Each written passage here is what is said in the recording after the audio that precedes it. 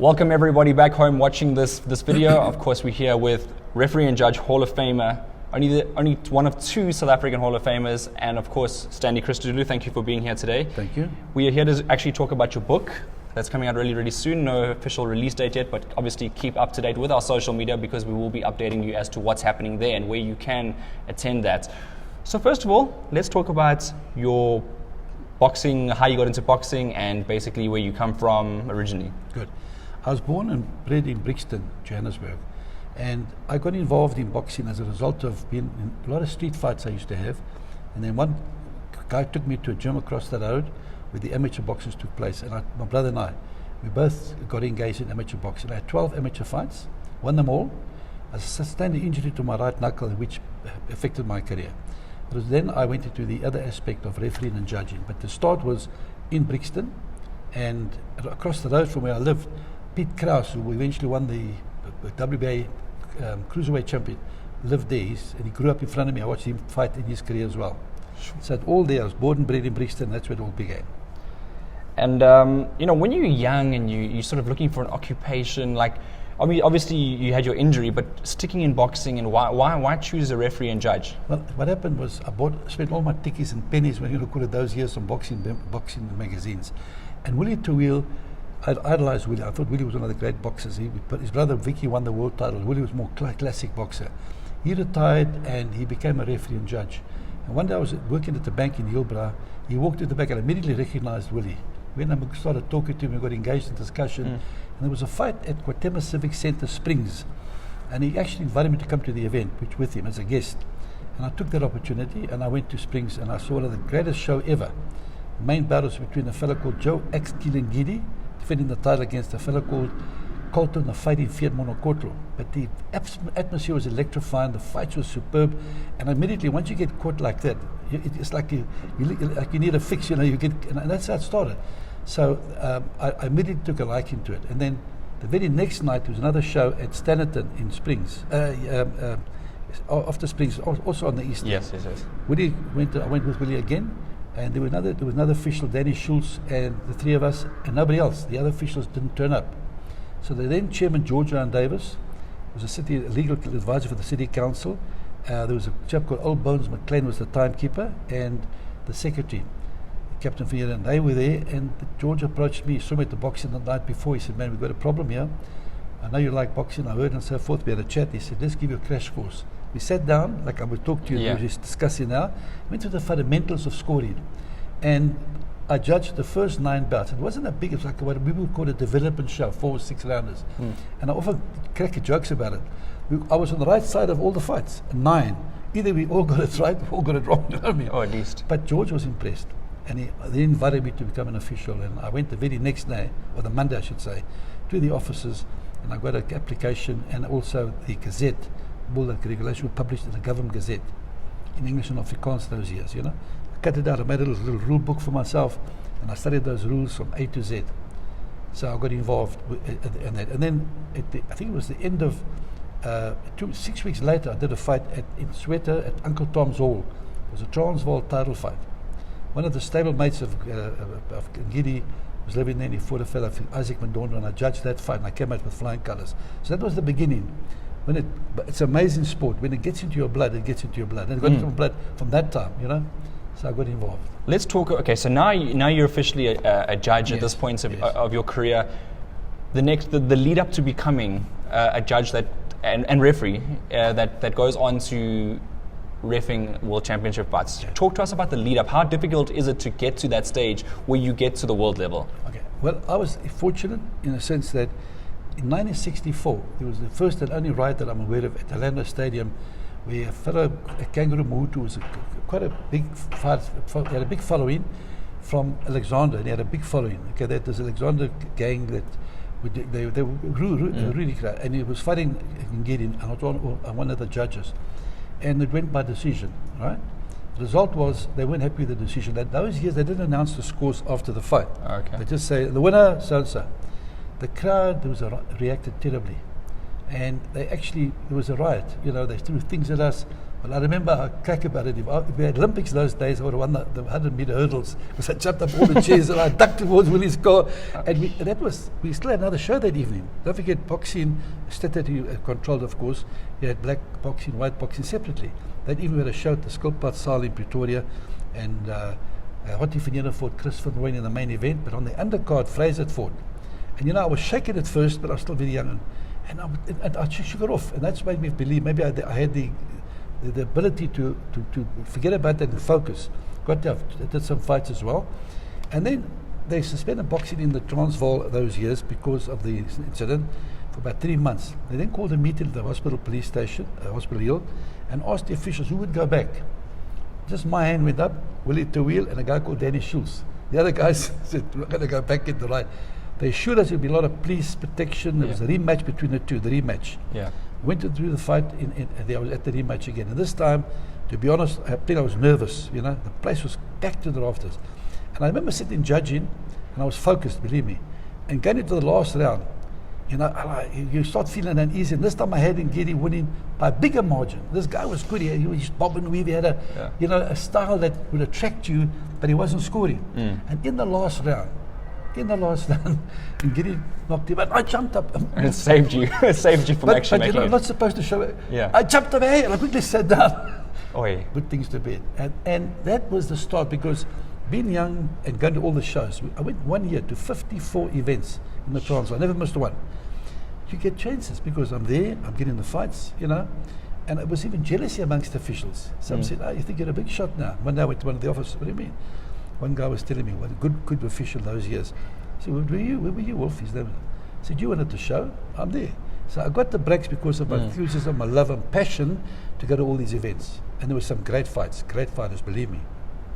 Okay, so now you've achieved, now you've built up there. And the reputation. But we were very privileged because in those years, we had equality we had a very nice balance between our black fighters and the white fighters. Between the black fighters, up from the what you call mini weights up to about the welters, there were plenty, and the whites dominated the heavier divisions, and so it was a nice balance between fighters. So they were bringing in top guys, big top guys, and I was one of the referees.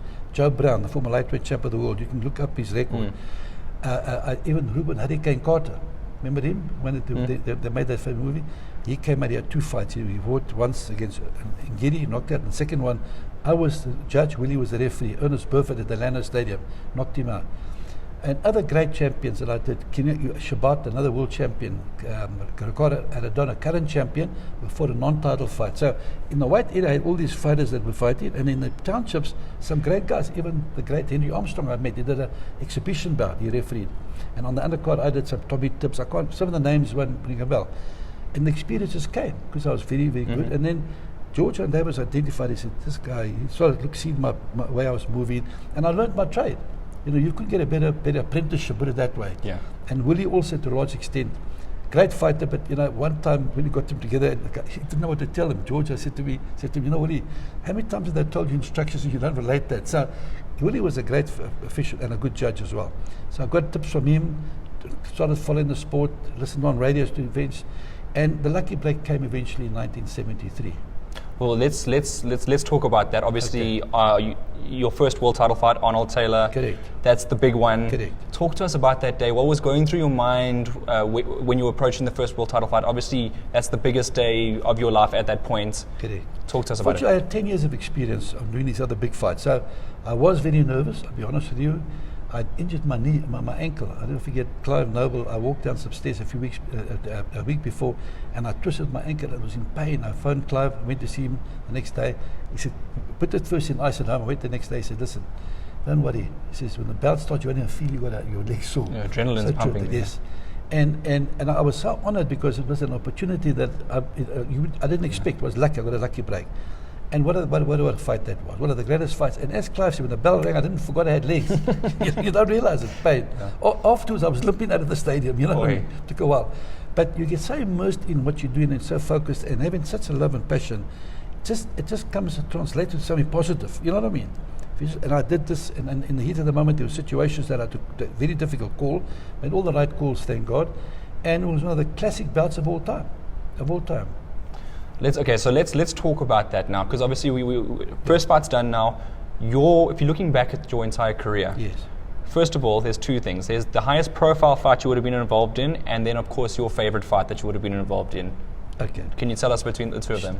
Just shortly after that, we had the Gelendis Richie Cage fight, another bloody fight. So two of the best fights I've ever done are now past. I'm just starting. Yeah. Another classic fight where it'll never happen again. You saw where the guy got buttered accidentally, bled profusely. When I broke him, he wiped his blood on my shirt at that time, to the eventual knockout in the last round. Okay. But if I pick out two bouts that really stand out big, I would say Alexis Aguayo, Adam Pryor at the Orange Bowl in Miami. It was one of the fights that, watch it on YouTube and you'll tell what your thoughts are. It's one of those fights, in the first round they threw more blows than some fights do over 10 rounds. It was such a fight that I can still remember vividly. Also I had problems, it will all be in the book. But I remember as a classic, two great world champions at their very best, given everything. In the 14th round, I think it's the 13th, he got hit with one thing with a great fighter. It was like over and above. And Aguayo hit him so hard, his head did this type of thing. He went and he was looking at the ring lights above there. And this is how the punishing the blow was. And I was a scoring referee, don't forget, as well. Yeah. So it takes a lot of extra pressure. So it stopped him in the 14th round in the most classic bout that even today people talk about. The other one I would say also is marvelous Marvin Hagler with Duran. One of another classic bouts. Yeah. Classic bouts. And I was privileged to be in the ring with two greats at that time. So those two stand out very, very important. Other fights, Lennox Lewis as a judge, Holyfield brought me out as having had the right person won, gave me a lot of respect in the United States. In fact, those fights led to me being inducted in the Hall of Fame, I think. Because if you look at it, was 1999, 2004. I did a lot of fights on ABC, CBS, NBC in the United States with their 30 million viewers. I remember one time I was in America for another occasion, and a fellow called Abe Green, who was a very influential man in WBA, had two things run at the same time. On television, CBS and NBC. Say, look, they come back at the same time. They were competing. Two fights. They got to do ratings and see the ratings and that type of thing. So that's how it began. And those classic fights they're like indelibly inscribed in my mind. But again, I would say Taylor Naya, you can't get over. Kate Gelendis, and these other two mean a lot. And the other fights that you haven't seen or heard of that I cover in the book as well. Monterrey, Mexico, another classic bout. Obviously, we'll have a look at that when you do get a copy. And I had another fight in Rimini. I'll never forget, a guy hit him with a left hook. The guy actually took off the canvas. You've never seen this. It's amazing. No, really. So, and then, of course, in the later era, Triple G, Golovkin, I did a fight. That's more my generation. Yeah. And Manny Pacquiao, De La Hoya. So all the big names and royal names, you want to call them, that I was involved. You know what I mean? So throughout the different countries I've been to, this book deals with all that. I've actually gone along. It's not about statistical, it's about the story behind the fight. And we've done a good job in omitting a lot of unnecessary things, getting to the meat of the fight that fans want to hear about. So it's focused on that. I also impart my knowledge as a referee, what to look for in the situation when a guy gets knocked down. Yeah. So I translate something that will help my fellow colleague, that's the idea, and the fan. If you're a fan, what do you look for? Very often, it's difficult unless you get the fan. It's kind of like whatever you're looking for. That's it, as a judge and referee. And the most important thing is concentration. You've got to be focused, be watching, and you'll come to conclusion. The minute your mind starts wandering, which has happened in my career over the years, I've had experiences on this, And the town just meant a lot to me, because there's some classic bouts. It's unique, the atmosphere. I don't know if you've been to East London. Yes, Orient I Theatre. have actually. You know Orient Theatre? Yes. What do you think of that? No, the atmosphere there is second to none. Electrified, am I right? Yes. But this used to be in this Transvaal, now whole thing. That's what it was like. Really, I mean it. Sure. Yeah, so that type of atmosphere, it pumps. It almost got like that at the Carousel the other night as well. Yeah, that atmosphere was really good as well. The one time I did a fight, Hickey Butler fought there, and I remember the guys came, I had my wife and kids, they thought there was a riot. They thought the revolution started. The crowd came dancing around. I said, take it easy, relax. And they get into the singing mood. Closest to that was the Barry McGuigan fight between him and Eusebio Pedrosa at Loftus Road in UK. Now that, I promise you, I make emphasis on that. I still get goosebumps. I stood in the ring, I'll never forget. As I looked down, there was a fellow looking at me. And he started to laugh. Because he says, on my face, you could see my... It was my last fight I did as a scoring referee. But it's amazing that but as the bell goes, you just get into it. You know what I mean? He does, and I still get butterflies. Another thing I don't want to, I mean, I play about it and nobody gets injured or hurt. That's the most important thing. Yes. And that I learned from Willie Terweel as well. Willie was a very, very a religious man, and he did that after he had that tragic death with Herbert Essekhoff. And even with his fighters, I go to the change room and they had to Charlie Ware, and they in prayer, and a lot of fellas look at more. If you and I fight, we both got the same belief. You make the sign of cross, he does. Who's the Lord going to listen to? Yeah, exactly. The one of the best left hook, the best prepared. Oh wow, yeah. Am I right? That's true. He loves us both. So you get the situation where you've got to be prepared, expect the unexpected, right? And as a referee, I try to do that.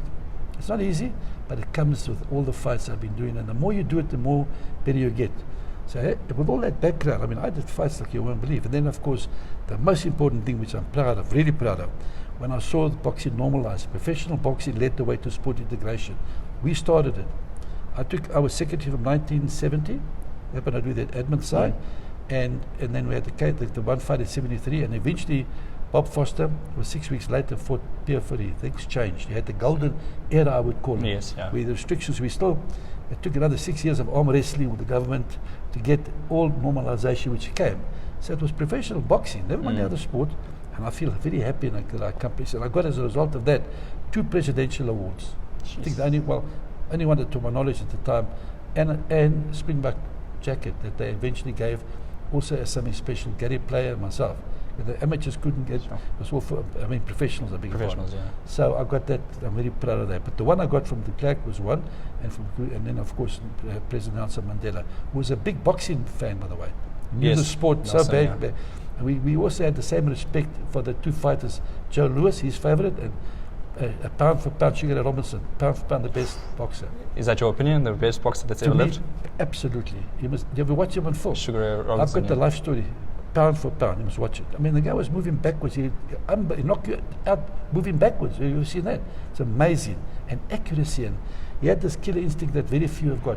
Even when they interviewed Ali and all the greats, Ali once said, he said, pound for pound, Sugar Robinson. Okay. But I'm still the greatest. I'm still the greatest of all. Yeah. Or heavyweight. Yeah. Yes. You know, that's a good way of saying it. But really, it's incredible. So I've been lucky, and I met all the fighters over the years, royalty, and that's all sort of put into the book. So it's going to be really not really. When you get that book, it's going to be something historical. And as I said, for me, what I'm happy with in this country in particular, the fellas that were the unsung heroes that started in the townships are going to get the recognition now and the respect they deserve. Do you know what I mean? Yeah. And I feel happy I can contribute towards that. Okay, so we've spoken about a lot of your highlights in your career. Let's talk about some of the lowlights. What's the sort of uglier side of boxing that you've come into contact with? The ugliest side I came into was when I was elected to do the fight between David Moore and Roberto Duran at Madison Square Garden. What happened was I was appointed to do the fight. In South Africa it was scheduled, if you may not remember, double header. Boom Mancini was going to fight a guy called Kenny Bogner. He got injured. The fight was cancelled and transferred it to New York. I was sitting ringside ready to get into the ring, but they were concerned because it was June 16, and that also marked the occasion of the June 16 of what we experienced here. So they pulled me out at the very last minute. You know, it was the lowest watermark in my career, I'll be honest. I was depressed about it, it was upsetting. And other things I've noticed where I've seen too, I was in a situation where, officials, I nearly got stabbed in the ring once. It's all covered in the book. That's another thing I can go, but many, many others. Yes. That's all will be in the book. It's very interesting because the 79th, I call it the class of 79. I did fights in New Guinea, in New Orleans, all over. It all comes out in that. It's too short to tell you now, but it's very, very, and all the ugly side as well I've dealt with, and what it means for boxing and what it represents. Well, obviously, I've enjoyed catching up briefly in terms of what we can. Obviously, there is a lot more in the book. It's going to be a more detailed read. Obviously, just catching up for you guys to go there. We will, as I said earlier in the video, just in case you need a recap, to go purchase the book at a later stage. When around are we looking at? I don't have an exact date yet. When around are we looking? I would say the end of March. Okay, it'll be on sale in April. Okay. Yeah, definitely April. And obviously there might be a long list of thank yous. Obviously your career has been a long career in boxing since the 1960s. Yes. Do you have a list of thank yous to send out on the video? I have. On the video, as we sit here, my dear friend Gerald Ramsden there is a boxing administrator and boxing attorney. Has been a big inspiration, help to me as well. And to a large extent, I owe a lot to him because his efforts putting together with me. And I've got a very good author too, David Isaacson, and of course, you know David very well. Yeah. A fellow called, and then Graham Clark from Australia. He put it together in a manner that will be so riveting. Okay. They worked collectively. He did the spade work. They got together, and I got a piece. And I mean it. When you see the reviews, and I'm not trying to impress anybody. Yes. Yeah. It is really going to be special. I've read many books. I've got them all. I haven't seen any that's got this. I have a unique story to tell. And that's what family and friends urge me to do, to put it down eventually, you know. I wasn't thinking about it. Then I started to sit back, you know, in a time of my life, you don't think of it. Yeah. Then when I sat back, I've been a guest speaker many times at the Maccabi, all over. And they was telling me, write a book. But I collectively kept all these things together. And now I had this ready-made sort of a shelf to pull off, you know. So it's going to be a great book, and I'm happy I could at least have that recorded. It'll be something that everybody will enjoy, you know. I'm convinced that if you're a boxing person, don't miss it. You know what I mean? Well, thank you very much for coming on and obviously speaking to us. We'll be hopefully getting a copy of that book as well, and we'll be there at the release. So thank you everyone at home for watching. Keep up to date with what's going on, and hope you guys are all having a good one. Thank you. Thank you very much. Thank you. I appreciate it.